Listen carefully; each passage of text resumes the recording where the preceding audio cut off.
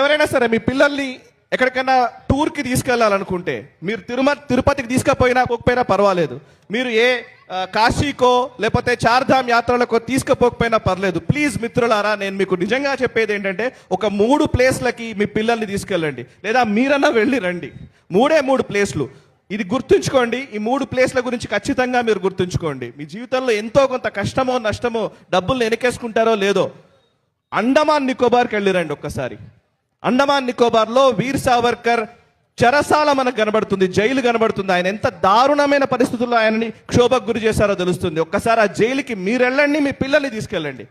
అప్పుడు స్వాతంత్రం పట్ల లేదా దేశభక్తి అంటే ఏంటో వాళ్ళకి అర్థమన్న అవుతుంది. మనం ఏం చెప్పాం, రోజు పొద్దున్న లేస్తే మనం అన్ని మన సీరియళ్ళు సినిమాలు ఈ హడావిడిలోనే ఉంటాం. మనం ఒక్కసారన్నా వాళ్ళని తీసుకెళ్లాల్సింది స్వాతంత్ర వీర్ సావర్కర్ ఎక్కడైతే జైల్లో ఆయన్ని చిత్రహింసలకు గురి చేశారో ఆ చెరసాల ఇప్పటికీ అండమాన్ నికోబార్ దీవుల్లో ఉంది. వీలైతే అక్కడికి తీసుకెళ్ళండి. 1 దేశభక్తి అంటే అర్థమవుతుంది.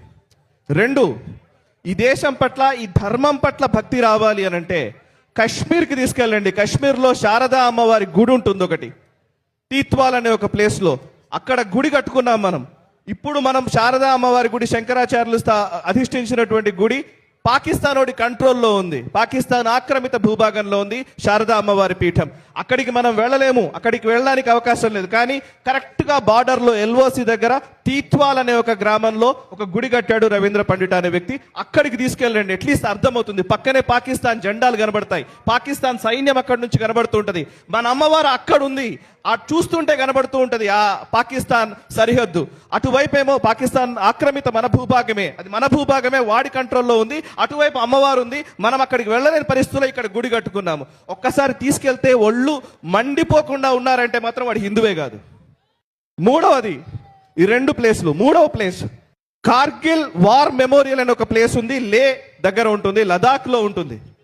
కార్గిల్ దగ్గరికి వెళ్తే మీకు అర్థమవుతుంది మిత్రులారా, అక్కడ పాకిస్తాన్ సైన్యం లోపలికి వచ్చి దాన్ని ఆక్రమించుకునే ప్రయత్నం చేసి శ్రీనగర్ని ఆక్యుపై చేసుకోవడానికి హైవేని కట్ చేయాలనుకుంటే భారత సైన్యం వీరోచితంగా పోరాడి కొన్ని వందల మంది మనం అక్కడ ఉన్నటువంటి సైన్యాన్ని మట్టుబెట్టి మనకు సంబంధించినటువంటి సైన్యం కూడా కొంతమంది అమరులైతే ఆ కార్గిల్ భూభాగాన్ని మనం కాపాడుకోగలిగాం. అక్కడ ఒక వార్ మెమోరియల్ ఉంది, మ్యూజియం లాగా ఏర్పాటు చేశారు.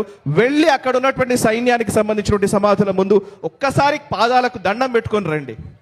మీ పిల్లలకు, మీరు చేసినటువంటి మీ నెక్స్ట్ జనరేషన్స్ అందరికీ కూడా మీరు చార్ధామ్కి వెళ్తే పుణ్యం వస్తుందో లేదో తెలియగానే అక్కడికి వెళ్తే ఖచ్చితంగా వస్తుంది, నేను చెప్పగలను.